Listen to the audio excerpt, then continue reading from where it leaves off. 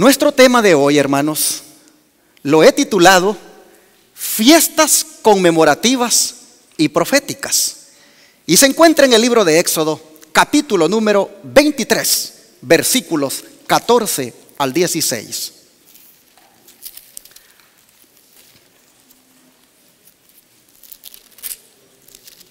Libro de Éxodo, capítulo 23, versículo 14 al 16.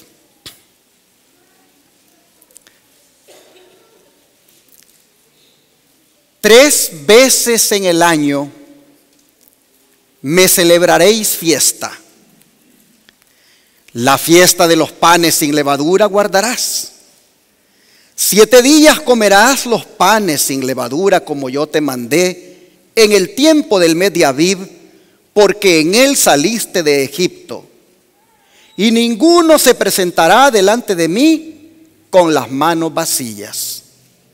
También la fiesta de la siega, los primeros frutos de tus labores que hubieres sembrado en el campo, y la fiesta de la cosecha a la salida del año, cuando hayas recogido tus labores del campo.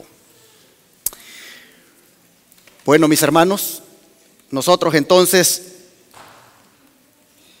vemos aquí la orden de Dios a que se le celebre fiesta 3 veces en el año, siendo esas fiestas la fiesta de los panes sin levadura, la fiesta de las semanas, también llamada Pentecostés, y la fiesta de las cabañas, que aquí es llamada como la fiesta de la cosecha a la salida del año. Estas eran fiestas de peregrinaje. Había que viajar hacia Jerusalén para participar de ellas. Pero cuando uno lee el libro de Levítico, uno encuentra que relacionados con estas 3 fiestas, habían unos días especiales, los cuales eran festivos también, haciendo prácticamente un total de 7 fiestas. Bueno, vamos a Levítico 23 para mirarlo. Levítico 23, y leemos en el verso número 4, la primera de las fiestas que por la división que nosotros vemos de las 3 que el Señor dijo que le celebraran, pues se hacen 7. Vamos a ver la primera. Estas son las fiestas solemnes. Levítico 23, verso 4. Estas son las fiestas solemnes de Jehová, las convocaciones santas a las cuales convocaréis en sus tiempos. En el mes primero, el día 14 del mes, entre las 2 tardes, Pascua es de Jehová.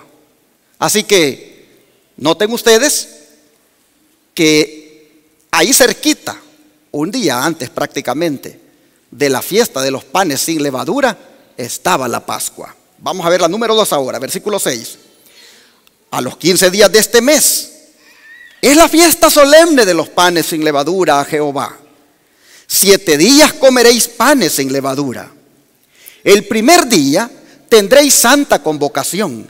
Ninguna obra de siervo haréis. Y ofreceréis a Jehová 7 días ofrenda encendida. El 7º día será santa convocación. Ninguna obra de siervo haréis. Ahí tenemos la segunda fiesta, que es la de los panes sin levadura. Veamos la tercera ahora, versículo 10, 11 y 12. Habla a los hijos de Israel y diles: cuando hubierais entrado en la tierra que yo os doy, y segareis su mies, traeréis al sacerdote un manojo de los primeros frutos de vuestra siega. Y el sacerdote mecerá el manojo delante de Jehová, para que seáis aceptos. El día siguiente del sábado lo mecerá el sacerdote. Y el día que ofrezcáis el manojo, ofreceréis un cordero de 1 año sin defecto en holocausto a Jehová. Así que aquí tenemos el día cuando se presentaba la gavilla mecida, ¿verdad? La fiesta de las gavillas.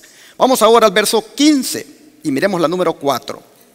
Y os habéis de contar desde el día del sábado, desde el día en que ofrecisteis el manojo de la ofrenda mecida, 7 semanas cumplidas serán. Hasta el siguiente día del sábado séptimo contaréis 50 días. Entonces ofreceréis granos nuevos a Jehová. De vuestras habitaciones traeréis 2 panes para ofrenda mecida, que serán de 2 décimas de flor de harina, cocidos con levadura por primicias a Jehová. Y ofreceréis con el pan 7 corderos de 1 año sin defecto, y 1 becerro de la vacada, y 2 carneros. Serán holocausto a Jehová con su ofrenda y sus libaciones, ofrenda encendida de olor grato a Jehová. Aquí tenemos la cuarta, que viene siendo la fiesta del Pentecostés, porque eso es lo que significa que se celebrara a los 50 días. Pentecostés quiere decir 50, y por eso es que se le llama así a esa fiesta. Vamos a la número 5 ahora, versículo 23. Y Jehová habló a Moisés diciendo: habla a los hijos de Israel y diles: en el mes séptimo, al primer día del mes, tendréis sábado, una conmemoración al son de trompetas y una santa convocación. Así que aquí tenemos entonces la fiesta de las trompetas. Vamos a la número 6, versículo 26 al 28. Y habló Jehová a Moisés diciendo: también el 10º día de este mes, séptimo, será el día de la expiación. Tendréis santa convocación y afligiréis vuestras almas y ofreceréis ofrenda encendida a Jehová. Ninguna obra haréis en este mismo día, porque es el día de la expiación para reconciliaros delante de Jehová vuestro Dios. Quiero decirles que de todas las fiestas, esta era la única donde se podía estar triste, donde se podía afligir. Esta era donde no había gozo realmente. Bueno, vamos a la número 30, al versículo 33, versículo 7, a ver la última fiesta. Dice: habló Jehová a Moisés diciendo: habla a los hijos de Israel y diles: a los 15 días de este mes séptimo será la fiesta solemne de los tabernáculos a Jehová por 7 días. El primer día habrá santa convocación, ninguna obra de siervo haréis. 7 días ofreceréis ofrenda encendida a Jehová. El 8º día tendréis santa convocación y ofreceréis ofrenda encendida a Jehová. Es fiesta, ninguna obra de siervo haréis. Bueno, así que nosotros, se las pongo aquí en la pantalla, tenemos que en el mes de Aviv se celebraban las primeras 4 fiestas. Aviv o Nisán es correspondiente al mes de abril en nuestro calendario, y se le conocían a estas fiestas como las fiestas de primavera. La de la Pascua se celebraba el 14 de Nisán o Aviv. Los panes sin levadura, esa era el 15 de Nisán, un día después. La Gavia Mesid era el 16, y allá entre mayo y junio, en el 6 de Sivan, estaba la fiesta de las semanas, que era la del Pentecostés. Así que tenemos 4 fiestas que eran en primavera, y tenemos otras 3 que eran en otoño, en el mes de Tishri, correspondiente a octubre de nuestro calendario. Ahí se celebraban las fiestas de las trompetas, el día de la expiación y la fiesta de las cabañas. ¿Cuál era el propósito de todas estas fiestas? Bueno, veamos el verso 37 de aquí mismo de Levítico 23. Miren ustedes, el verso 37. ¿Cuál era el propósito de todas estas fiestas? Estas, dice, son las fiestas solemnes de Jehová, a las que convocaréis santas reuniones para ofrecer ofrenda encendida a Jehová, holocausto y ofrenda, sacrificio y libaciones, cada cosa en su tiempo. Hermanos, el propósito de las fiestas era que en ellas el pueblo no viniera con las manos vacías, que viniera para ofrecer sacrificios, ofrenda encendida a Jehová. Esto es importante, hermanos, ponerle atención, porque el Señor está ordenando que con las fiestas tienen que haber sacrificios. Se tiene que Dice ofrenda encendida, es decir, holocausto, poner un animalito allí a quemar. Un cordero. Hermanos, ustedes no van a encontrar en la Biblia de que se tenga que sustituir el sacrificio material por uno de carácter espiritual. No es asunto de que, bueno, voy a celebrar, Señor, la Pascua, pero sin cordero. Voy a celebrar la de los panes sin levadura, pero pues sin sacrificio. No, no, no. Todas tienen que ir acompañadas de sacrificios. No se puede sustituir el sacrificio material por uno espiritual. Y oiga bien esto que estoy diciendo, porque eso es lo que andan diciendo allá afuera. En Juan los Testimonios, tomo 2, página 378, dice: antiguamente el Señor ordenó a su pueblo que se reuniera 3 veces al año para rendirle culto. Los hijos de Israel acudían a estas santas convocaciones, trayendo a la casa de Dios sus diezmos, así como las ofrendas por el pecado y las de gratitud. Por es que leímos que dice: no te presentes con las manos vacías. Dice que se reunían para relatar las misericordias de Dios, para conocer sus obras admirables, tributarle agradecimiento y alabar su nombre. Debían participar en el servicio de sacrificios que señalaba a Cristo como Cordero de Dios que quita el pecado del mundo. Por eso es que no te podías presentar con las manos vacías. Por eso es que no se podía celebrar fiestas sin sacrificios, porque esos sacrificios señalaban a Cristo como el Cordero de Dios. Y así dice, habían de preservarse del poder corruptor de la mundanalidad y la idolatría. La fe, el amor y la gratitud debían mantenerse vivos en su corazón. Y al congregarse en ese servicio sagrado, se vinculaban más estrechamente con Dios y unos con otros. Les pregunto, ¿eran hermosas esas fiestas? Con lo que estamos leyendo se ve que eran muy hermosas. Sin duda las personas esperaban con mucho anhelo que llegara la fecha para ir a la fiesta, a las fiestas de Jehová, porque eran fiestas de gozo. Así lo sigue diciendo el don profético. Vean ustedes, Patriarcas y Profetas, página 520 ahora. Por todo el país, grupos de peregrinos se dirigían hacia Jerusalén. Los pastores que habían dejado por el momento sus rebaños y sus montes, así como los pescadores del mar de Galilea, los labradores de los campos y los hijos de los profetas que acudían a las escuelas sagradas, todos dirigían sus pasos hacia el sitio donde se revelaba la presencia de Dios. Imagínense ustedes, va una multitud por este camino y por allá se encuentran que de otro camino viene otra multitud y por allá otros de otra, y todos van hacia Jerusalén porque ahí se manifiesta la presencia de Dios. Interesante. Dice que viajaban en cortas etapas, pues muchos iban a pie. Oh, no es como ahora, ¿verdad? Que tenemos carros o hay buses que nos llevan. Dice, las caravanas veían continuamente aumentar sus filas porque más gente se les iba uniendo conforme iban viajando.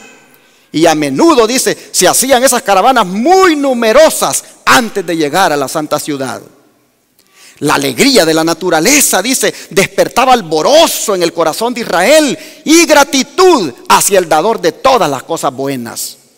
Se cantaban los grandiosos salmos hebreos que ensalzaban la gloria y la majestad de Jehová.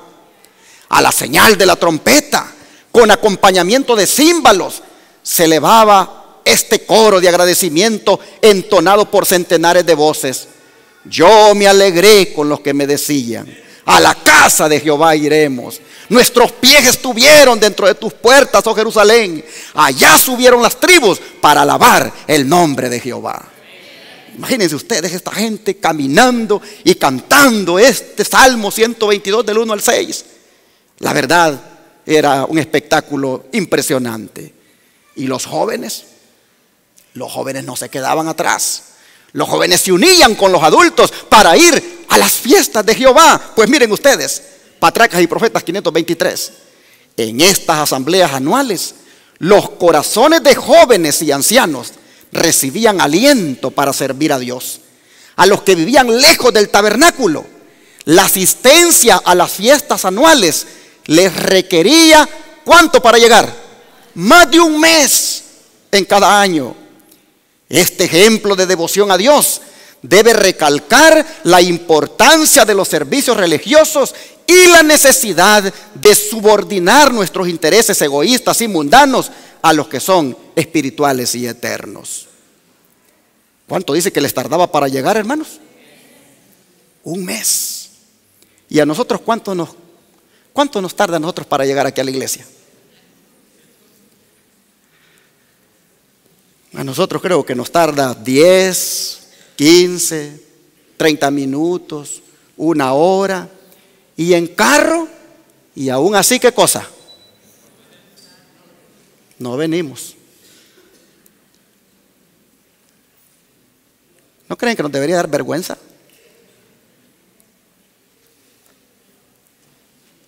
A pie, un mes para llegar a presentarse delante del Señor. Y nosotros 5, 10, 15, media hora con carro. Y el hermanito, la hermanita, no quiere congregarse, no quiere asistir. Le pone las 1001 excusas. Hermanos, y es por eso que quiero ahora decirles que ya viene el campestre al cual deberíamos de asistir todos nosotros, porque los campestres, hermanos, son las santas convocaciones de Dios para nosotros. Y como ya hemos visto, no tiene que ser la distancia excusa para no asistir. Puede ser que nos quede a 3 horas, puede ser que nos quede a 7 horas, pero no vamos ni caminando, vamos en carro, y por lo tanto deberíamos asistir, porque repito, esas son las santas convocaciones de Dios para nosotros como pueblo.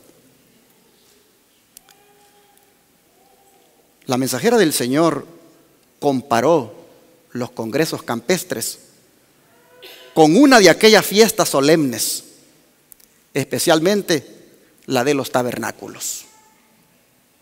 ¿Por qué comparó ella los congresos campestres con la fiesta de los tabernáculos? Porque la fiesta de los tabernáculos era la fiesta más alegre de todas. Esa era la fiesta más feliz. Y ella entonces compara los congresos campestres con la fiesta de los tabernáculos. Se los pongo acá.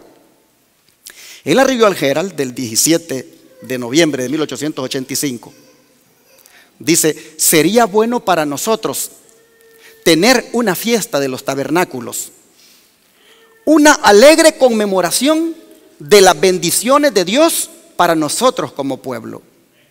A medida que los hijos de Israel celebraban la liberación que Dios hizo por sus padres y su preservación milagrosa de ellos durante su peregrinaje de Egipto a la tierra prometida, así debería el pueblo de Dios en el tiempo presente recordar con gratitud las distintas formas que Dios ha diseñado para sacarlos del mundo, fuera de las tinieblas del error, a la preciosa luz de la verdad. Debemos recordar a menudo la dependencia en Dios de los que primero condujeron esta obra. Deberíamos considerar con gratitud los hitos antiguos y refrescar nuestras almas con el recuerdo de la bondad de nuestro benefactor misericordioso.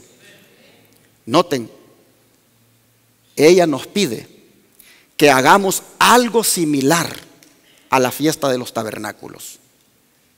No igual a lo que hizo Israel de antaño, sino algo similar. ¿Por qué digo esto? Porque ustedes ven en la declaración, ella dice que en nuestra fiesta solemne deberíamos, dice, recordar cosas como por ejemplo los hitos antiguos, que son los pilares de la fe adventista. Deberíamos de recordar la forma bondadosa como Dios ha guiado el movimiento adventista. Deberíamos de recordar también, dice, en esas festividades, cómo el Señor pues guió a aquellos hombres, como por ejemplo José Bates, Jaime White, J.N. Andrews, Elena White, Hiram Elson y otros. Cómo el Señor lo guió para que hoy nosotros tengamos esta bendición de conocer la verdad presente. Dice, deberíamos, dice, asistir a esas santas convocaciones y hacer memoria de esas cosas y darle gloria a Dios por eso. Oh, hermanos, pero para que miren ustedes que es un símil, es decir, algo similar, no algo igual, es que en la fiesta de los tabernáculos pues no se congregaban para esas cosas que ella está diciendo acá. Aparte de eso, ella dice que lo deberíamos de hacer a menudo. En cambio, la fiesta de los tabernáculos, ¿era a menudo o era una vez al año? Así que no puede estar diciendo hagan una cosa igual, sino más bien hagan algo parecido. Ahora, para que vean ustedes que ella cuando hablaba, y le doy para atrás para que lo miremos, sería bueno para nosotros tener una fiesta de los tabernáculos. Para que miren ustedes que ella se refería a los congresos campestres, les pongo esta otra declaración de la Signs of the Times, 8 de diciembre de 1893. Dice, las fuerzas de los enemigos se están fortaleciendo y como pueblo se nos tergiversa. ¿No uniremos nuestras fuerzas y vendremos a la fiesta de los tabernáculos? No tratemos este asunto como uno de poca importancia, sino que el ejército del Señor esté en el terreno para representar la obra y la causa de Dios en Australia. Que nadie alegue una excusa en un momento así. Una de las razones por las que hemos designado que el Congreso Campestre se celebre en Melbourne es que queremos que la gente de esa zona pueda familiarizarse con nuestras doctrinas y obras. Queremos que sepan lo que somos y lo que creemos. Por lo tanto, vengan al Congreso Campestre, aunque tengan que hacer un sacrificio para hacerlo.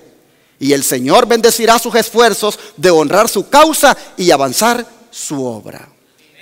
Miren ustedes, dice, no uniremos nuestras fuerzas y vendremos a la fiesta de los tabernáculos. ¿Y de qué fiesta de los tabernáculos hablaba ella? Del Congreso Campestre que se iba a celebrar en la ciudad de Melbourne, Australia, a la cual ella decía, vengamos, asistamos, porque es bueno que testifiquemos allí en esa ciudad de quiénes somos nosotros y qué es lo que creemos. Porque cuando se reunían los adventistas para esos campestres, hermanos, eso era una cantidad de personas, miles los que se reunían, y eso en la ciudad era un impacto. Bueno, como ustedes pueden ver, ella decía que se diera a conocer lo que creemos y lo que somos, algo muy distinto de los motivos de la fiesta de los tabernáculos de Israel, quedando claro de que al llamar ella a los congresos fiesta de los tabernáculos, lo hacía más por comparación que porque realmente estuvieran celebrando la fiesta. Y así, aquella hermosa fiesta, hermanos, pues llegó a ser como en lo cual había que inspirarse. Ahora, vuelvo a enfatizarles,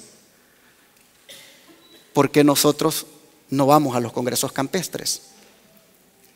Si esos vienen a ser para nosotros como la fiesta de los tabernáculos. Los congresos campestres son las ocasiones donde el pueblo de Dios ahora se tiene que congregar para alabar el nombre de Dios. Del 26 al 28 de este mes, nosotros tendremos nuestro campestre allá en Tuscahoma, Oklahoma. Algunos van a manejar 3 horas desde aquí. Del 26, al 28 de abril tendremos este campestre. Y sería bueno, hermanos, que asistamos, porque eso es para nosotros como la fiesta de los tabernáculos.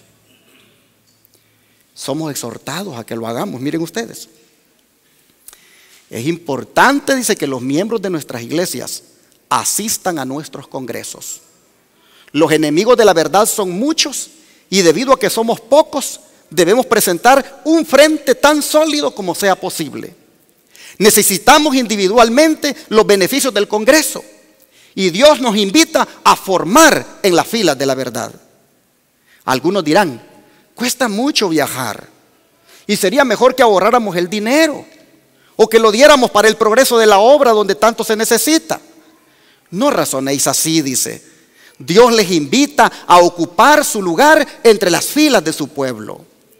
Fortaleced la reunión en todo lo que podáis, estando presentes con vuestras familias. Haced un esfuerzo especial para asistir a la congregación del pueblo de Dios. Hermanos y hermanas, es mucho mejor que dejéis sufrir en algo vuestros negocios antes que descuidar la oportunidad de oír el mensaje que Dios tiene para vosotros. No presentéis excusa que os impida adquirir toda ventaja espiritual posible. Necesitáis todo rayo de luz. Necesitáis prepararos para dar una razón de la esperanza que hay en vosotros con mansedumbre y temor. No podéis perder tal privilegio. Hoy los testimonios, tomo 2, 378. Miren ustedes cómo somos exhortados a que asistamos a los congresos campestres. Son como la fiesta de los tabernáculos para nosotros. Pero si somos de los que decimos, ¿y quién es el que va a predicar? Porque dependiendo quién sea el orador, voy, y si no, no. Si somos de esos, miren ustedes la amonestación que tenemos acá. Ninguno de nosotros debe ir al Congreso dependiendo de los ministros o los obreros bíblicos para que la reunión resulte bendecida. Dios no quiere que su pueblo se apoye por completo en los pastores. No quiere que se debilite dependiendo de la ayuda de los seres humanos. No deben los creyentes apoyarse como niños impotentes sobre alguien como que si fuera un puntal. Como mayordomo de la gracia de Dios, cada miembro de la iglesia debe sentir la responsabilidad personal de tener vida y raíz en sí mismo. Cada uno debe sentir que en cierta medida depende de él el éxito de la reunión. No digáis, no soy responsable, no tendré nada que hacer allí. Si estos son vuestros pensamientos o vuestros sentimientos, dais a Satanás oportunidad de trabajar por vuestro intermedio. Él llenará vuestra mente de pensamientos y os dará algo que hacer en sus filas. En vez de reunir con Cristo, entonces estaréis dispersando. El éxito de la reunión depende de la presencia y el poder de ¿quién, hermanos? Del Espíritu Santo. Todo aquel que ama la causa de la verdad debiera orar porque allí se derrame ¿qué cosa? El Espíritu Santo. Oye, los testimonios, tomo 2, página 380. Así que más que andar pensando quién va a ser el orador, más que andar preocupado de quiénes son los que van a predicar, piense que el éxito de la reunión dependerá de que el Espíritu Santo se manifieste allí. Y la actitud que nosotros llevemos va a ayudar en eso. Bueno, ojalá entonces que ustedes hagan planes para que de aquí en adelante no se pierdan los campestres de la Iglesia Advenimiento, que hacemos uno en abril, otro en octubre y en mayo. Los jóvenes también tienen el de ellos. Son, hermanos, las convocaciones santas a las cuales nosotros como pueblo nos deberíamos de dar cita. Ahora bien, volvamos a las fiestas, porque todo eso fue como un paréntesis un poquito grande, porque cabía, ¿verdad? Volvamos a las fiestas de Israel para ver qué era lo que conmemoraban y qué era lo que representaban para todos los que asistían. Aquí se los pongo. La Pascua, la que se celebraba en el 14 de Nisan, la que ya leímos en Levítico 23:5. Esta fiesta conmemoraba la liberación de Israel de la esclavitud de Egipto, con aquel sacrificio del Cordero Pascual. Eran fiestas conmemorativas, dije, y proféticas. Aquí tenemos esta que conmemoraba la liberación de Israel de la esclavitud de Egipto. Los panes sin levadura. Esta conmemoraba la salida de Israel de Egipto. Las primicias o gavilla mecida.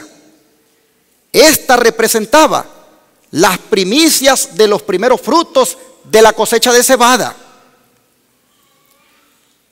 La fiesta de las semanas o la de Pentecostés. Esta representaba las primicias de la cosecha de trigo y se celebraba 50 días después de la fiesta de los panes sin levadura.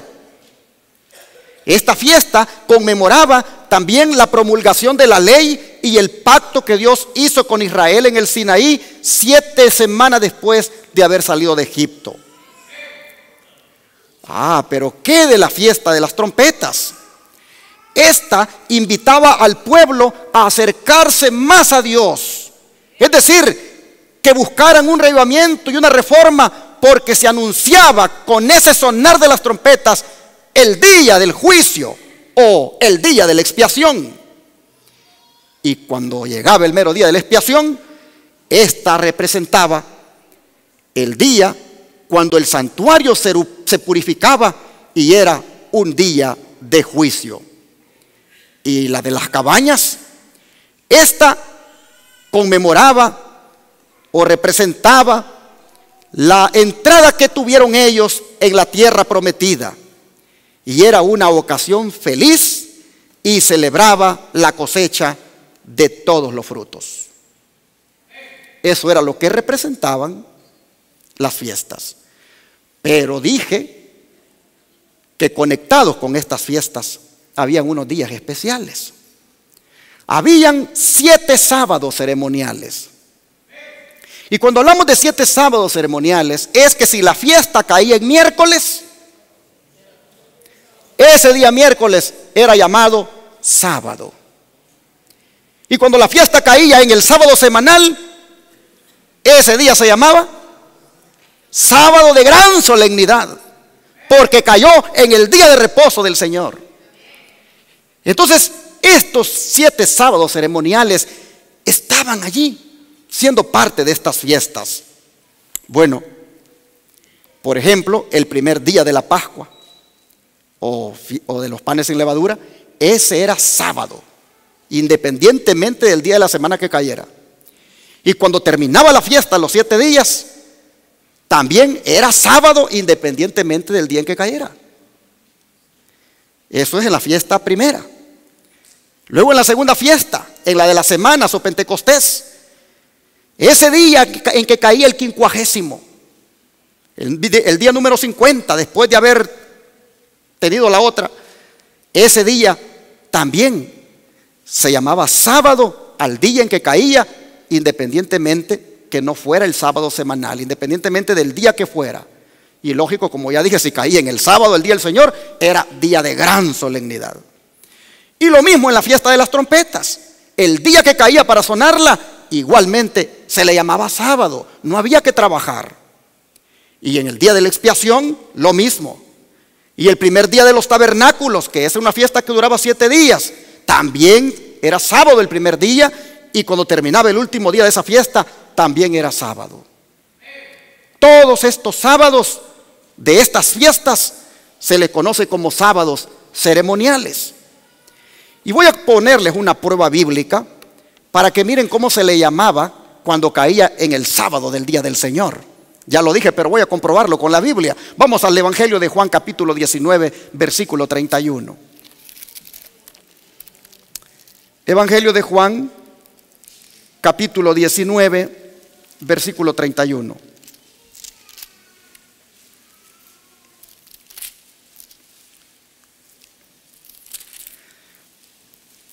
Y aquí la palabra del Señor dice, vamos a leer desde el 30. Y cuando Jesús tomó el vinagre, dijo, consumado es. Y habiendo inclinado la cabeza, entregó el espíritu. Entonces los judíos, por cuanto era el día de la preparación, para que los cuerpos no quedasen en la cruz en el sábado, porque era gran día aquel sábado, rogaron a Pilato que se les quebrasen las piernas y fuesen quitados. De manera que Jesús muere viernes, pero para que no quedara el cuerpo ahí colgado en la cruz, y los otros también ordenan que se les haga eso, que se les quiebren las piernas a los otros 2 que estaban crucificados con él, porque ellos consideraban que el sábado era un gran sábado, porque ese día comenzaba la fiesta de los panes sin levadura. Así que ustedes pueden ver que así era conocido cuando coincidía el sábado ceremonial con el sábado semanal. Pero aparte de ser conmemorativas estas fiestas, también tenían una dimensión profética. Por eso es que titulamos el tema fiestas conmemorativas y proféticas. Vamos a ver en qué consistía la dimensión profética. Vamos, aquí se los pongo para avanzar. La Pascua, por ejemplo. La Pascua, su cumplimiento profético lo tuvo cuando Cristo Jesús, nuestro Señor, fue crucificado el 14 de Nisan. En aquel cordero pascual que siempre el israelita miraba que se sacrificaba, allí, hermanos, se profetizaba el día cuando Cristo vendría como Cordero de Dios para quitar los pecados del mundo. De manera que la Pascua, aparte que era conmemorativa, tenía su dimensión profética porque apuntaba a Cristo. Por eso Pablo dijo en 1 Corintios 5:7, limpiaos pues, dijo, de la vieja levadura, para que seáis nueva masa sin levadura como sois, porque nuestra Pascua, que es Cristo, dijo, ya fue sacrificada por nosotros. En Cristo se cumplió la Pascua. La Pascua apuntaba a Cristo. Su dimensión profética era para cuando Cristo muriera. Bueno, vamos a la siguiente. Los panes sin levadura. ¿Cuál era la dimensión profética de esta fiesta?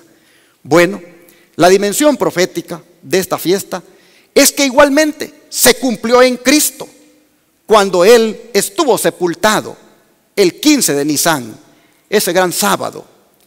Cristo estaba representado en los panes sin levadura, porque como dice Pablo en 1 Corintios 5:8, la levadura representa el pecado y el pan sin levadura representa el cuerpo de Cristo sin pecado. Y el cuerpo de Cristo en la tumba no vio corrupción, de manera entonces que los panes sin levadura hallaron su cumplimiento en Cristo, quien no tuvo ningún pecado. Pero ¿qué de la dimensión profética de la siguiente? De la gavilla mecida. Cuando el sacerdote venía y agarraba ese manojo y lo ofrecía, ese manojo del fruto, esa gavilla mecida también halló su cumplimiento cuando nuestro Señor resucitó el 16 de Nisan, el domingo. Cristo estaba representado en la gavilla mecida, primicia de la cosecha. Por eso Pablo dijo, mas ahora Cristo, dijo, ha resucitado de los muertos y primicia de los que durmieron es hecho. Y Pablo dice también, Él es el primogénito de los muertos. Porque así como la gavilla era ofrecida como símbolo de los primeros frutos, apuntaba a que Cristo sería la primicia de entre los muertos, el primogénito dentro de ellos. Bueno, pero ¿qué de la fiesta de las semanas? ¿Cuál era su dimensión profética? La fiesta de las semanas halló su cumplimiento cuando el Espíritu Santo descendió como fuego el día de Pentecostés, el 6 de Sivan. Esa misma fecha, allí dice, Dios descendió también en fuego sobre el Sinaí para la promulgación de la ley. De manera que se conmemoraba eso y tuvo su cumplimiento cuando el Señor envió el Espíritu Santo en llamas de fuego. Por eso es que el libro de Hechos dice que el día de Pentecostés estaban todos unánimes juntos y se les aparecieron lenguas repartidas como fuego, asentándose sobre cada uno de ellos, y fueron todos llenos del Espíritu Santo. Hechos 2 del 1 al 4. Así que esto era el significado y allí tuvo su cumplimiento también la fiesta del Pentecostés. De paso, hermanos, en esta fiesta también Cristo fue entronizado en el cielo, en esta fiesta de los Pentecostés, y después de estar entronizado allá, envió al Consolador. Bueno, vamos a la siguiente, la fiesta de las trompetas. ¿Cuál era la dimensión profética de la fiesta de las trompetas? Bueno, la fiesta de las trompetas halló su cumplimiento en la primera mitad del siglo XIX, cuando el mensaje de la segunda venida fue predicado en varias partes del mundo como resultado del estudio de las profecías de Daniel y Apocalipsis. Usted dirá, ¿pero cómo? Si las trompetas lo que anunciaban es que venía el día de la expiación, que venía el día del juicio y que había que prepararse. Pues miren, hermanos, justamente en el siglo XIX, aquí en los Estados Unidos de Norteamérica, se comenzó a decir que el juicio venía y que había que prepararse. De manera que las trompetas hallaron su cumplimiento en la mitad del siglo XIX, cuando Guillermo Miller y sus ayudantes comenzaron a predicar que la hora del juicio había llegado y que se prepararan, porque en octubre de 1844 Jesucristo vendría a la tierra. Las trompetas son símbolo de juicio. Uno puede mirar eso en el libro de Joel, que son anunciadoras de juicio. También uno puede ver en las Escrituras, en Éxodo 19 y en Joel mismo, que las trompetas invitaban al pueblo a humillarse delante de Dios. Y la predicación del advenimiento, antes de 1844, estuvo representada en el toque de las trompetas. Pues el primer ángel de Apocalipsis 14, al igual que las trompetas, estuvo diciendo: temed a Dios y dadle gloria, porque la hora de su juicio ha llegado. Hermanos, el primer ángel de Apocalipsis 14 invitaba al mundo a adorar a Dios y anunciaba la hora del juicio, como las trompetas también lo hacían allá en el Israel de antaño. Es interesante que en el libro de Nehemías uno encuentra que el primer día del séptimo mes era el día que se celebraba la fiesta de las trompetas, y un gran reavivamiento se daba basado en el estudio de la palabra de Dios. Y eso mismo ocurrió antes de 1844 con los mileritas. Ellos también experimentaron un grande reavivamiento en la primera mitad del siglo XIX, dándole cumplimiento a Daniel 12:4. Hermanos, las trompetas en su dimensión profética tuvieron su cumplimiento antes de 1844. Pero ¿qué es la del día de la expiación? ¿Qué dimensión profética tenía esa fiesta? Esa también halló su cumplimiento justo el 22 de octubre de 1844. Porque si bien es cierto, la expiación era cuando se limpiaba el santuario de todos los pecados acumulados, hermanos, también el 22 de octubre de 1844, Cristo en el santuario celestial entró al lugar santísimo para limpiarlo de todos los pecados acumulados. Cristo, por lo tanto, allá en el santuario celestial, le ha dado cumplimiento en su dimensión profética a la fiesta de la expiación que celebraba Israel. A partir del 22 de octubre de 1844 hasta hoy, Jesús, hermanos, ha iniciado el día de la expiación celestial, que viene siendo un juicio preadvenimiento que había sido profetizado anteriormente en Daniel 7, 9 y 10 y anunciado por el primer ángel de Apocalipsis 14.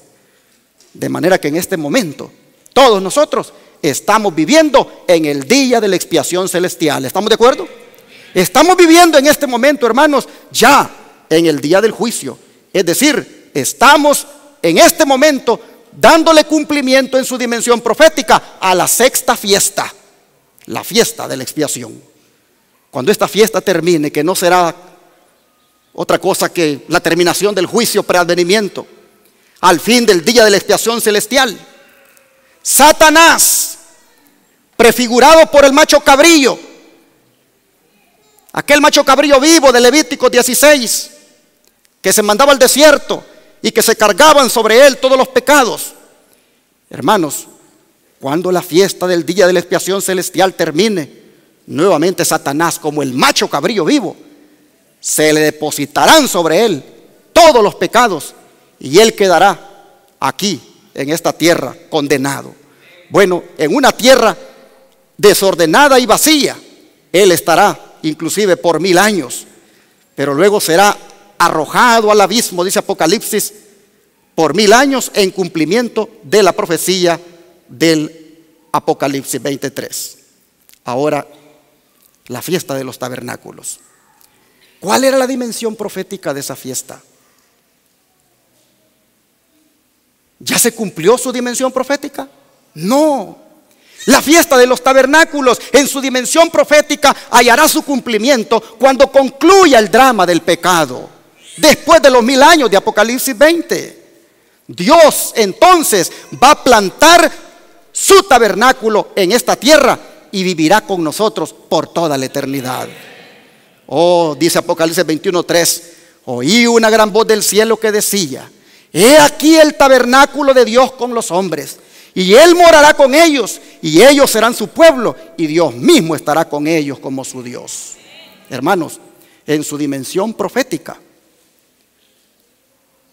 no se ha cumplido todavía la fiesta de los tabernáculos. Porque en el santuario terrenal, esa fiesta se cumplía cuando terminaba, ¿qué cosa? La sexta fiesta, la del día de la expiación. No podía haber fiesta de los tabernáculos si no se celebraba primero la sexta. De la misma manera, en su dimensión profética, no se puede estar cumpliendo la fiesta de los tabernáculos si no ha terminado la sexta, que está en acción en este momento. Hablando de este cumplimiento de la fiesta de los tabernáculos, miren lo que el don de profecía dice. La fiesta de las cabañas no era solo una conmemoración, sino también un tipo o figura. No solamente señalaba algo pasado, la permanencia en el desierto, sino que además, como la fiesta de la mies, celebraba la recolección de los frutos de la tierra y apuntaba hacia algo futuro, al gran día de la siega final, cuando el Señor de la mies mande a sus segadores a recoger la cizaña en manojos destinado al fuego y a juntar el trigo en su granero. Ojalá que cuando eso suceda, todos nosotros seamos trigo, mis hermanos. Dice, en la fiesta de las cabañas, el pueblo de Dios alababa a Dios porque recordaba la misericordia que le manifestó al librarlo de la servidumbre de Egipto y el tierno cuidado del que fueron objeto durante su peregrinación en el desierto. Se regocijaba también por saber que le había perdonado y aceptado gracias al reciente servicio del día de expiación. Pero cuando los redimidos de Jehová estén a salvo en la Canaán celestial, para siempre libertados del yugo de la maldición, bajo el cual toda la creación gime a una y aún está con dolores de parto hasta ahora, entonces dice, se regocijarán con un deleite indecible y glorioso. Entonces habrá concluido la gran obra expiatoria que Cristo emprendió para redimir a los hombres, y sus pecados habrán sido borrados para siempre. Patriarcas y Profetas, página 524. Si alguien en el santuario terrenal no había confesado sus pecados y por lo tanto no le habían sido borrados del santuario, ¿ustedes creen que podía participar en la fiesta de las cabañas? No. Pero cuando por fe creía que el Señor le había perdonado porque él había confesado sus pecados, él se gozaba en los próximos 7 días que venían de la fiesta de las cabañas. Es por esto, hermanos, que nosotros no tenemos que estar celebrando ahora fiesta de los tabernáculos, porque esa solo se celebraba después que el día de la expiación había acabado. Si nosotros nos ponemos a celebrar la fiesta de los tabernáculos ahora, sería negar lo que está ocurriendo en este momento en el cielo. El macho cabrillo por Azazel no se ha enviado todavía al desierto, porque no ha terminado el juicio. Y por lo tanto, celebrar fiesta de las cabañas ahora sería anticiparnos a los eventos finales. Aparte de que como fiesta conmemorativa, la de los tabernáculos y las otras fueron parte de la ley de Moisés. Aquella que se encontraba en un libro fuera del arca, muy diferente a la ley de Dios que se encontraba adentro del arca. En ese libro que estaba fuera del arca estaban escritas todo lo relacionado a las ceremonias y las fiestas, lo cual era considerado mandamientos de Moisés. Las fiestas eran consideradas mandamientos de Moisés, aunque Jehová se las dictó, pero el pueblo sabía que eran mandamientos de Moisés para hacer la diferencia de los mandamientos de Dios que están escritos en las tablas de piedra. Mire cómo Salomón se refería a las fiestas. Vamos a Crónicas, a 2 Crónicas 2:4, para que mire usted cómo se refería él a las fiestas. 2 Crónicas 2:4.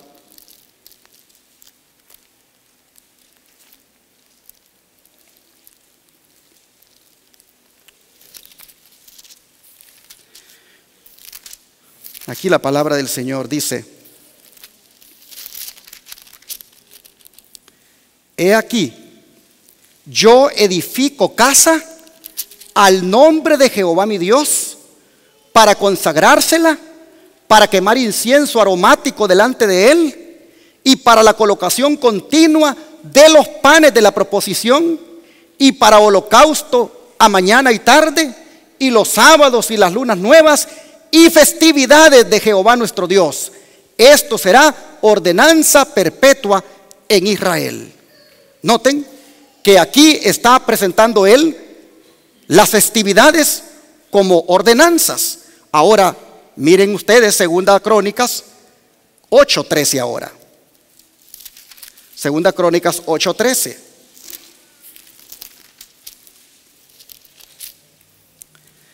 Dice, vamos a leer desde el 12. Entonces ofreció Salomón holocaustos a Jehová sobre el altar de Jehová que había él edificado delante del pórtico, para que ofreciesen cada cosa en su día, conforme al mandamiento de Moisés, en los sábados, en las nuevas lunas y en las fiestas solemnes, 3 veces en el año.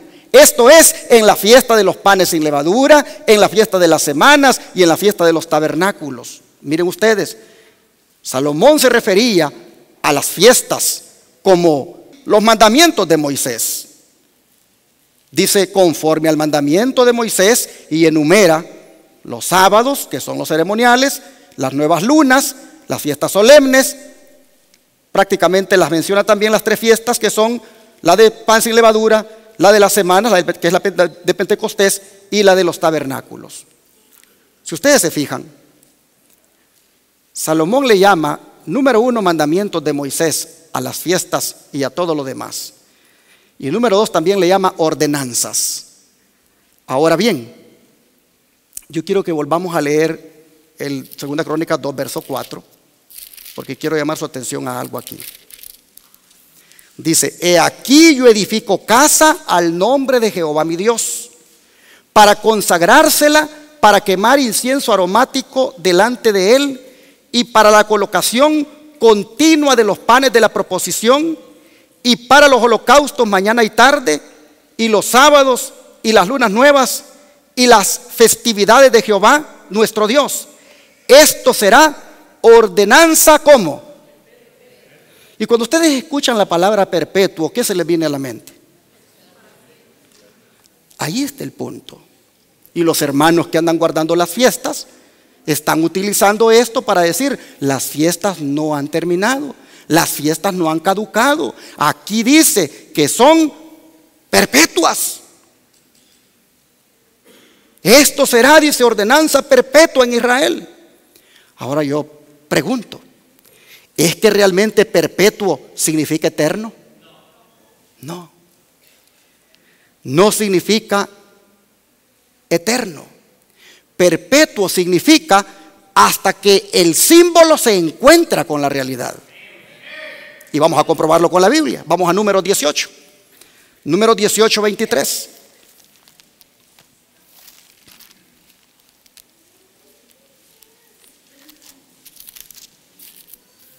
Números 18, 23.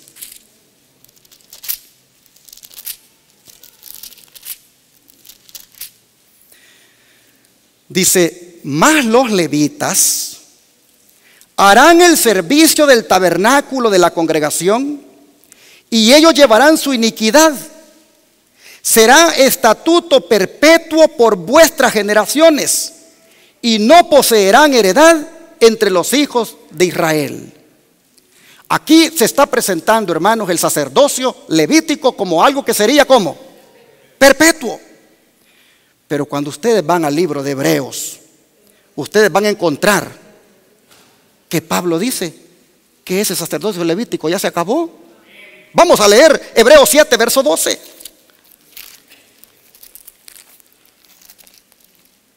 Hebreos 7, verso 12.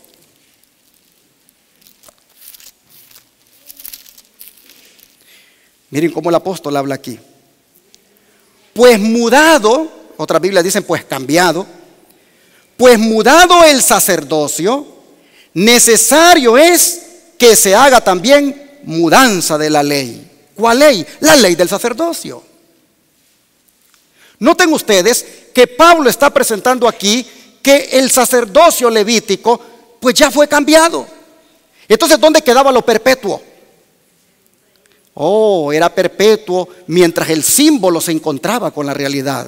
El sacerdocio levítico era símbolo de Cristo Jesús como nuestro sacerdote. Y al venir Cristo y luego ir al cielo, a ministrar allá como nuestro sumo sacerdote, aquel sacerdocio levítico que era perpetuo, terminó, dice Pablo. Y por lo tanto la ley también tiene que cambiarse, porque ya no estamos hoy regidos por un sacerdocio terrenal, sino por un sacerdocio celestial. Entonces lo perpetuo. Entonces hay que entender de que no necesariamente perpetuo quiere decir eterno todo el tiempo o en todas las cosas. Hermanos, el sacerdocio perpetuo de los levitas llegó a su fin cuando Cristo, nuestro sumo sacerdote, fue entronizado en el cielo. Él es nuestro sumo sacerdote en el verdadero tabernáculo celestial. Y allí, hermanos, está ministrando no según el orden levítico, sino según el orden de Melquisedec, que no tiene principio ni fin, es decir, es eterno. Bueno, vamos a leer Hebreos 7:18. Dice: porque ciertamente el mandamiento precedente, bueno, voy a leer 17 y 18. Porque él testifica: tú eres sacerdote para siempre, según el orden de Melquisedec. Porque ciertamente el mandamiento precedente es abrogado por su debilidad e ineficacia. El mandamiento que tenía que ver con el sacerdocio levítico ya no era eficaz, ya no era necesario, y por lo tanto, dice Pablo, es abrogado. Lo perpetuo era mientras se encontraba el símbolo con la realidad. Bueno, y lo mismo se dice de las fiestas. Si ustedes se fijaron, Salomón se refirió a las fiestas como ordenanzas. ¿Qué dijo Pablo en cuanto a las ordenanzas? Vamos a Colosenses 2:14, versículo 16 al 17. Colosenses 2, que fue nuestra lectura bíblica, versículos 14 y luego el 16 al 17. Dice así el verso 14: cancelando el manuscrito de las ordenanzas que había contra nosotros, que nos era contrario, quitándolo de en medio y clavándolo en la cruz. Ahora dice el 16 y 17: por tanto, nadie os juzgue en comida o en bebida, o respecto a días de fiesta, o de luna nueva, o de sábados, que son la sombra de lo porvenir, mas el cuerpo es de Cristo. Si ustedes se fijan, aquí está hablando el apóstol Pablo que un manuscrito de ordenanzas que había contra nosotros y que nos era contrario fue quitado de en medio y fue clavado en la cruz. Resulta entonces que el manuscrito que contenía ordenanzas específicamente en relación con los sacrificios, con las leyes ceremoniales, al venir Cristo y darle su cumplimiento, dichas ordenanzas fueron clavadas en la cruz. Y por lo tanto, dice Pablo, que nadie les juzgue en cuanto a días de fiesta. Pablo dice que nadie los juzgue en cuanto a eso, en cuanto a las fiestas y en cuanto a los sábados. Pero cuando él habla de los sábados, habla en plural, es decir, los sábados ceremoniales. No está hablando del sábado semanal. En cuanto a los sábados ceremoniales y en cuanto a las fiestas, dice que nadie les juzgue, porque todo eso era parte de las ordenanzas que estaban en el manuscrito y que fueron clavadas en la cruz. Bueno, hermanos, el don profético, miren ustedes, se refiere contundentemente a la fiesta de la Pascua como algo que ya no tiene sentido celebrarla. Dice: Cristo se hallaba en el punto de transición entre dos sistemas y sus dos grandes fiestas respectivas. Él, el Cordero Inmaculado de Dios, estaba por presentarse como ofrenda por el pecado, y así acabaría con el sistema de figuras y ceremonias que durante 4000 años había anunciado su muerte. Noten, Jesús acabaría, dice, con ese sistema de figuras y ceremonias. Mientras comía la Pascua con sus discípulos, instituyó en su lugar el rito que había de conmemorar su gran sacrificio. La fiesta nacional de los judíos iba a desaparecer para siempre. El servicio que Cristo establecía había de ser observado por sus discípulos en todos los países y a través de todos los siglos. ¿Cuál es el servicio que estaba estableciendo el Señor ahí? La cena del Señor. Es la que sí debemos celebrar. Pero la fiesta nacional de los judíos, dice, la Pascua, iba a desaparecer para siempre. Así está escrito, deseado toda la gente, página 608. La fiesta nacional de los judíos desaparecería para siempre. Pero no falta quien diga esto. Miren, se los pongo en la pantalla. Un momento. Reflexiona bien. Mira lo que dice Jesús en Lucas 22, 15 y 16. Y les dijo: en gran manera he deseado comer con vosotros esta Pascua antes de padecer, porque os digo que no la comeré más hasta que se cumpla en el reino de Dios. ¿Te das cuenta? Dicen ellos. ¿Te das cuenta? La Pascua no ha terminado. Las fiestas no han terminado. Se deben seguir celebrando, porque el mismo Jesús dice que no volverá a comer la Pascua sino hasta cuando se cumpla en el reino de Dios. Él no la estaba terminando allí. La Pascua sigue vigente, dicen. Oh, hermanos, vamos a ver si es verdad. Preguntémosle a Juan, que estuvo sentado ese día en esa cena y que oyó a Jesús decir esas palabras. Preguntémosle a Juan si él entendió que la Pascua había que seguirse celebrando, o qué era lo que se celebraría cuando se cumpliera en el reino de Dios. Bueno, vamos a Apocalipsis 19, porque Juan escribió allí algo interesante para que veamos si él entendió que era la Pascua la que había que seguirse celebrando. Apocalipsis 19, versículo 9.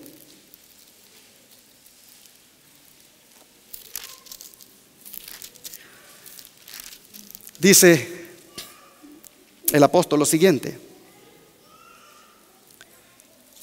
y él me dijo, escribe, bienaventurados los que son llamados, ¿a qué cosa? A la cena del Cordero. Y me dijo, estas son palabras verdaderas de Dios. Según aquí, ¿qué es lo que se va a cumplir en el reino de Dios? Una cena, pero no de cordero, sino con el Cordero, que es Cristo Jesús. Sí va a haber una cena en el cielo, pero será de la cena de bodas. Hay otros textos que son usados para decir que las fiestas después de la muerte de Cristo siguen siendo válidas. Este ya lo vimos, ¿verdad? Que cuando Cristo dijo, no la comeré más hasta que se cumpla en el reino de Dios.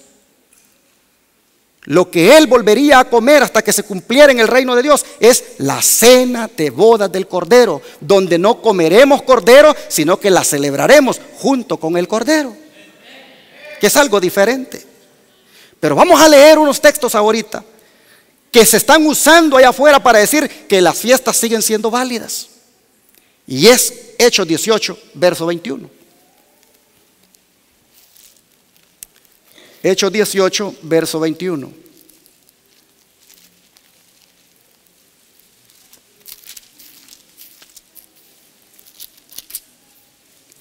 Aquí las escrituras dicen: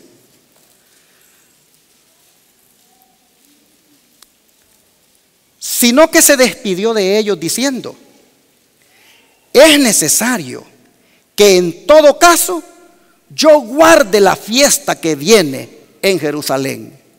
Mas otra vez volveré a vosotros si Dios quiere. Y zarpó de Éfeso. ¿Se dan cuenta? Dice la gente. Pablo seguía guardando las fiestas. Él está diciendo, es necesario que en todo caso yo guarde la fiesta que viene. Y esto lo está diciendo después que Cristo ya murió, años después. Y él dice, es necesario que yo guarde la fiesta que viene.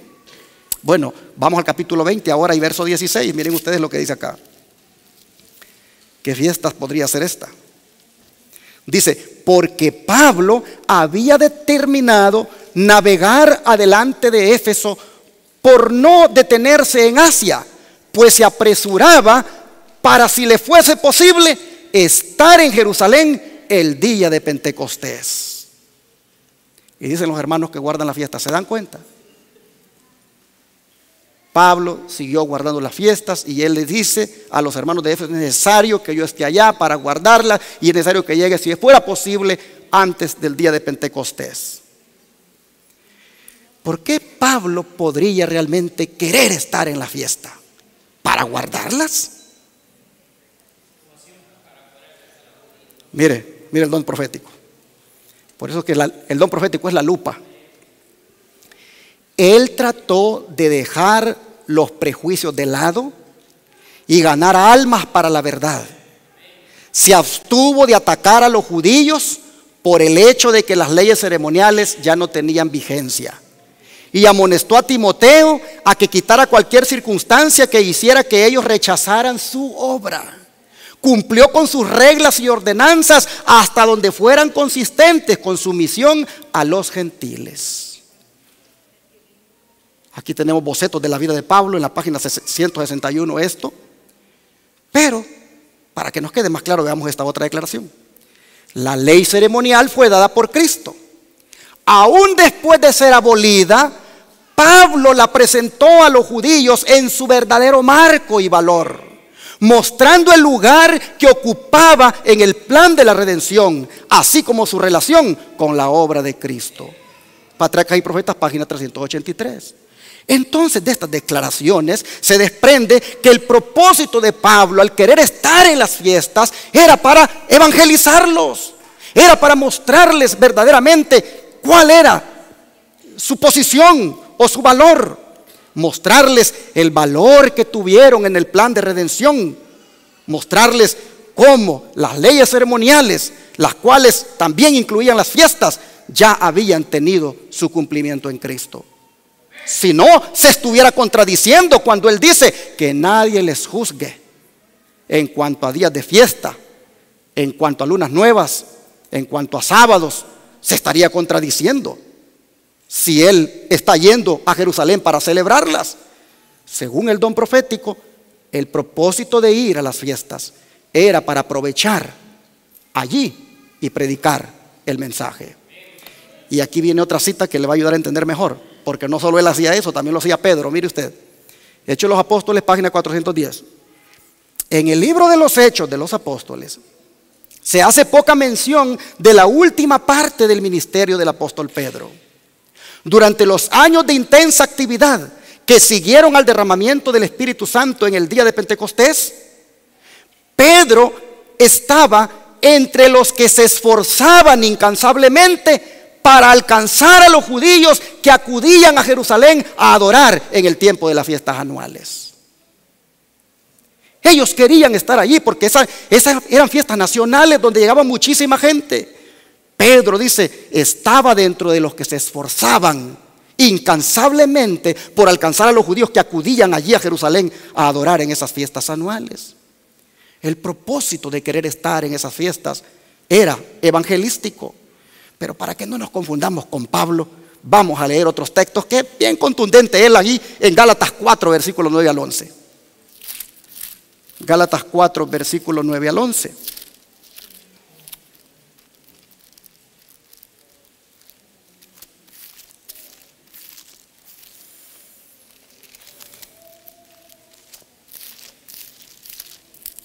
Dice aquí la palabra del Señor. Mas ahora, conociendo a Dios, o más bien siendo conocidos por Dios, ¿cómo es que os volvéis de nuevo a los débiles y pobres rudimentos a los cuales os queréis volver a esclavizar? ¿Guardáis los días, los meses, los tiempos y los años? Me temo de vosotros que haya trabajado en vano con vosotros. ¿Por qué? Porque, hermanos, los judaizantes habían llegado allí a Galacia, a la iglesia, y andaban prácticamente induciendo a los hermanos que tenían que celebrar las fiestas. Y Pablo les dice, ustedes están guardando los días, los meses, los tiempos, los años. La verdad, dice, es que ustedes quieren seguir siendo esclavos y veo como que he trabajado en vano con ustedes. Ahora mire lo que dice Efesios 2:15. Porque no podemos hacer de un texto una doctrina, tenemos que respaldarlo con más textos. Vamos a leer Efesios 2:15 y mire usted aquí Pablo cómo habla. Dice, vamos a leer desde el 14. Porque Él es nuestra paz, que de ambos hizo uno, derribando la pared intermedia de separación, aboliendo en su carne las enemistades, la ley de los mandamientos contenidos en ordenanzas, para hacer en sí mismo de los dos un nuevo hombre, haciendo así la paz. La ley de los mandamientos, hermanos, contenidos en ordenanzas, era la ley ceremonial. No podía ser los 10 mandamientos, porque en otras partes dice que la ley es santa y el mandamiento santo, justo y bueno. No podía contradecirse. Hermanos, en relación con esto, el don profético dice lo siguiente: hay una ley que fue abolida, la cual Cristo la quitó de en medio y la clavó en la cruz. Pablo la llama la ley de los mandamientos expresados en ordenanzas. Esta ley ceremonial que Dios dio por medio de Moisés con sus sacrificios y ordenanzas, debía ser observada por los hebreos hasta que el tipo se encontrara con el antitipo. ¿Quién era el antitipo? Era Cristo. Hasta que el tipo se encontrara con el antitipo en la muerte de Cristo como el Cordero de Dios para quitar los pecados del mundo. Entonces todos los sacrificios y oblaciones del sistema ceremonial debían, ¿qué cosa? Cesar. Pablo y los otros apóstoles trabajaron para mostrar esto y repetidamente resistieron a los maestros judaizantes que declaraban que los cristianos debían observar las leyes ceremoniales. Size of the Time, de septiembre 4 de 1884. La iglesia primitiva, cuando comenzó, tuvo su lucha en cuanto a esto de las leyes ceremoniales, incluyendo las fiestas. Y hay una cita que es mal interpretada para sostener que las fiestas se tienen que seguir observando, y es esta cita, miren: como resultado de la continua transgresión, refiriéndose a los hebreos, la ley moral fue repetida en la terrible grandeza del Sinaí. Cristo le dio a Moisés preceptos religiosos que debían regir la vida diaria. Estos estatutos fueron dados explícitamente para salvaguardar los 10 mandamientos. No eran tipos de sombra que debían expirar con la muerte de Cristo. Debían ser obligatorios para el hombre en todas las épocas mientras durara el tiempo. Estos mandatos fueron reforzados por el poder de la ley moral y explicaban clara y definitivamente esa ley. Review and Herald del 6 de mayo de 1875. Bueno, voy para atrás para que nos fijemos en esto. Aquí está hablando de que Cristo le dio a Moisés preceptos religiosos que debían regir la vida diaria, y que estos estatutos fueron dados explícitamente para salvaguardar los 10 mandamientos. Vienen los hermanos que guardan las fiestas y dicen: ¿se dan cuenta? Los estatutos que fueron dados para salvaguardar los 10 mandamientos no podían ser los mismos 10 mandamientos. Y por lo tanto, dicen, los estatutos de los que está hablando aquí son los que estaban allí en la ley ceremonial, y allí están las fiestas, dicen los que guardan las fiestas. Dice que no eran tipos de sombras que debían expirar con la muerte de Cristo. Pero las fiestas y todo lo que estaba con ellos involucrado en cuanto a los sacrificios, sí eran sombra. Eran sombra de lo que había de venir. Entonces, ¿cuáles son estos estatutos que fueron dados para salvaguardar los 10 mandamientos y que no eran tipos de sombras que debían expirar con la muerte de Cristo? Hermanos, este artículo de la Review and Herald del 6 de mayo de 1875, les recomiendo que lo vayan a buscar, está en inglés, y lo lean todo. Ustedes van a encontrar que todo el artículo es de la santa ley de Dios, el tema central. Hace referencia a las leyes ceremoniales para contrastar la permanencia de la santa ley de Dios. Y hace referencia a algunas leyes de esos estatutos que estaban en el libro de Moisés. Hace referencia a leyes como, por ejemplo, la ley del matrimonio, las leyes civiles, las leyes de la alimentación, las leyes de la justicia, que esas no eran sombra de lo que había de venir. Esos no eran tipo o sombra de Cristo, y sus principios siguen siendo válidos hasta hoy. Eso es lo que está involucrado en esos estatutos que dice aquí que eran para salvaguardar los 10 mandamientos. En ningún lado ustedes van a ver que ella esté hablando de las fiestas como parte de esos estatutos. Les recomiendo que lean todo el artículo. Bueno, voy a terminar para decirles ahora de que nosotros aquí en Iglesia Advenimiento no estamos enfocados en guardar ninguna fiesta aquí en la tierra, sino que nosotros estamos enfocados en lo que está ocurriendo en el santuario celestial. Nosotros estamos enfocados en ese día de la expiación que ya comenzó, ese día de la expiación final que nuestro sumo sacerdote está haciendo. Hermanos, cuando por su gracia Él borre nuestros pecados y nos haya reconciliado para siempre, entonces y solo entonces celebraremos con Él la última fiesta en su cumplimiento profético. Es decir, entonces y solo entonces celebraremos la fiesta de las cabañas, porque esa tiene que ver con el fin de la cosecha, y Cristo vendrá para cosecharnos y llevarnos como trigo al granero celestial. Esta es nuestra posición como iglesia, porque esta es la que han sostenido los pioneros adventistas desde cuando comenzó este movimiento. A ver, levanten la mano todos los que son adventistas aquí del séptimo día. Bueno, la mayoría. ¿Por qué somos conocidos los adventistas?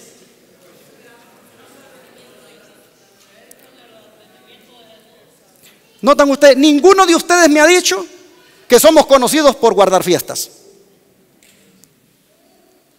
Nunca los adventistas han sido conocidos por guardar fiestas. Somos conocidos por predicar la verdad presente, que consiste en mostrar que Cristo es nuestro único Salvador y que también debemos guardar sus santos mandamientos, incluyendo el sábado, y preparar a un pueblo para la segunda venida de Cristo, anunciando el mensaje de los 3 ángeles. De eso es que somos conocidos los adventistas. Así que a manera de resumen, concluyo ahora diciéndoles que todas las fiestas y sus días solemnes se cumplieron en Cristo Jesús y se cumplen en Cristo Jesús. Aquí se los pongo. Por ejemplo, la Pascua se cumplió porque Jesús murió en la cruz del Calvario. La fiesta de los panes sin levadura se cumplió en Cristo porque Él fue sepultado y su cuerpo no vio corrupción. La fiesta de las gavillas se cumplió en Cristo porque fue las primicias en resucitar al tercer día después que murió. También la fiesta del Pentecostés se cumplió en Jesús cuando Él fue entronizado en el cielo y nos envió el Espíritu Santo como el Consolador. La fiesta de las trompetas se cumplen en Jesús, quien nos anuncia que la hora del juicio ha llegado. La fiesta de la expiación se cumple en Jesús, quien está realizando en este momento el día de la expiación celestial, la obra del juicio. Y la fiesta de las cabañas o de los tabernáculos se cumplirá cuando Cristo Jesús venga a vivir con su pueblo para siempre. De manera que en esta hora Jesús nos invita a todos a la última fiesta en su dimensión profética. Es decir, cuando Jesús venga y coloque aquí su tabernáculo y todos moremos con Él. Jesús viene pronto, hay que alistarnos para que entonces celebremos con Él para siempre. Termino leyendo Apocalipsis 22, 17, porque empezamos con la Biblia y terminamos con la Biblia. Apocalipsis 22, 17.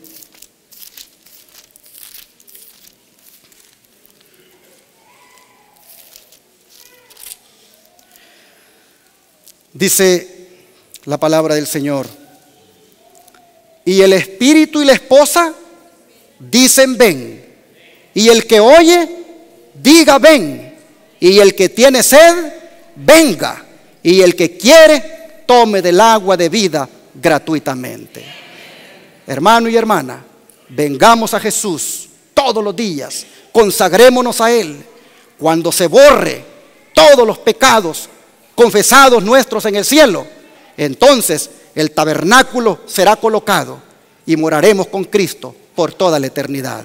Pregunto en esta hora, ¿cuántos quieren venir a Cristo todos los días? Que Dios les bendiga y así se mantengan hasta cuando Cristo venga.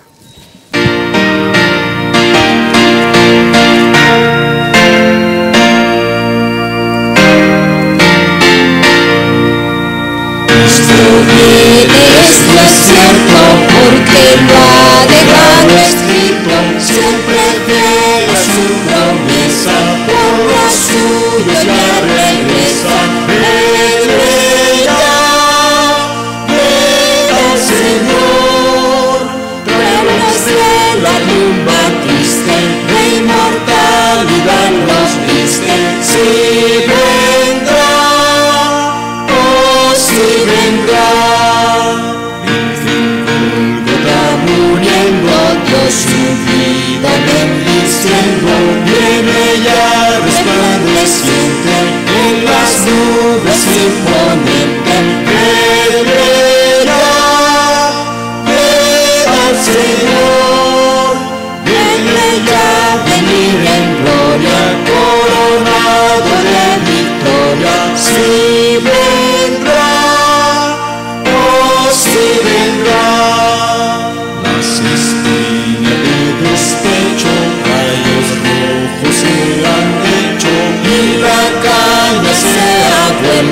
Rey José, tú eres mi imperio. Venga al Señor, sigue ángeles gloriosos, escuadrones majestuosos. Si vendrá, oh si vendrá.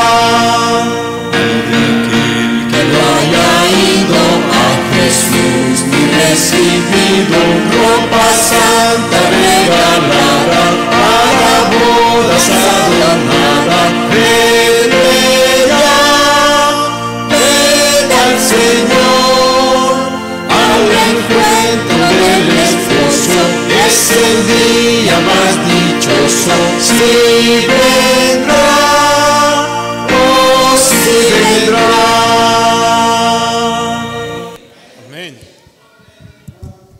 Tú no te puedes perder, hermano, esa cita.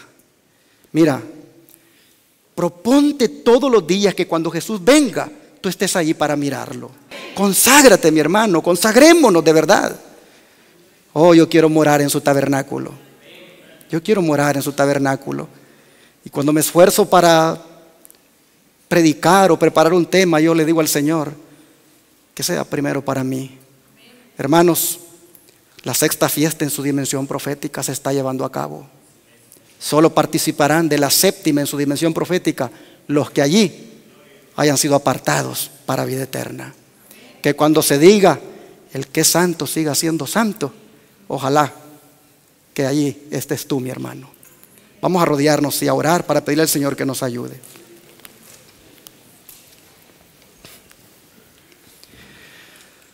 Padre Celestial, te damos gracias, Señor, porque en ese sistema que tú diste a tu pueblo Israel, de religión, de leyes, cómo, Señor, querías enseñarle a tu pueblo la obra tuya en esta tierra y la obra tuya en el cielo. Nosotros podemos ver, Señor, ahora cuando ya se cumplió todo en su parte tipológica, Señor, miramos que en su dimensión profética, también, Padre, esas fiestas representaban tu obra en el cielo. Y por lo tanto, Señor, apreciamos ese medio de educación que tú dejaste, como es el sistema de ley que le diste a tu siervo Moisés. Esa ley ceremonial, Señor, cuánto nos enseña, cuánto, Padre, nos permite ver tu obra tan hermosa y a favor de nosotros. Te suplicamos que ahora nuestros ojos siempre estén en el santuario celestial. Que nuestros ojos, Padre, no estén en ninguna de las fiestas que ya terminaron, sino que estén en lo que está ocurriendo allí, en el santuario, donde ministras por nosotros. Te pedimos que vivamos cada día de una manera temerosa delante de ti, es decir, reverente. Que vivamos, Señor, amándote, haciéndolo recto delante de tus ojos. Y cuando vengas y pongas tu tabernáculo aquí en la tierra, Oh Señor, que allí moremos contigo. Te lo pedimos, Padre, que nos ayudes en el nombre de Jesús. Amén.